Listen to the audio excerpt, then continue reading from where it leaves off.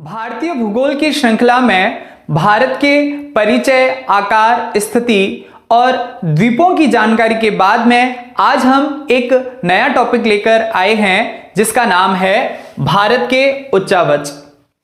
भारत के उच्चावच को समझने से पहले हमें उच्चावच का अर्थ ज्ञात होना चाहिए कि उच्चावच क्या है।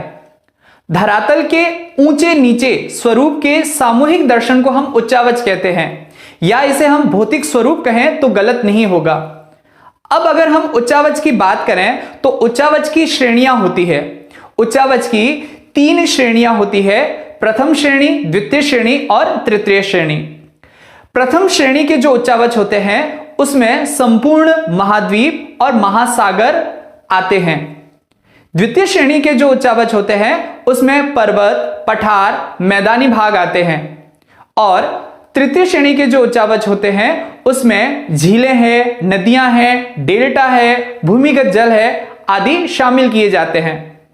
तो भारत के संदर्भ में उच्चावचों का अध्ययन आज हम करेंगे। जैसा कि आपको पीछे भारत का मैप दिखाई दे रहा है और इस मैप में आपको बहुत सारी रंग बिरंगी रेखाएं दिखाई दे रही होगी। ये रंग बिरंगी रेखाएं जिस प्रकार से इस मैप को रंगीन बना रही है उसी भांति भारत का धरातलीय स्वरूप भी भारत को रंगीन बनाता है।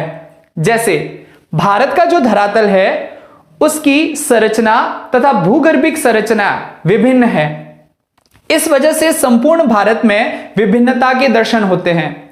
यहां पर कहीं पर्वत है, कहीं पठार है, कहीं मैदानी भाग है तो कहीं तटीय भाग है, इस भांति दिखाई देते हैं।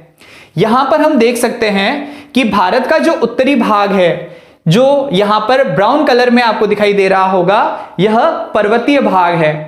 तो भारत के यहां का जो भाग है पर्वतीय भाग है। और पर्वत कौन से हैं? हिमालय पर्वत। हिमालय पर्वत से जो नदियां निकलती है वो अपने साथ में जो अवसाद लाती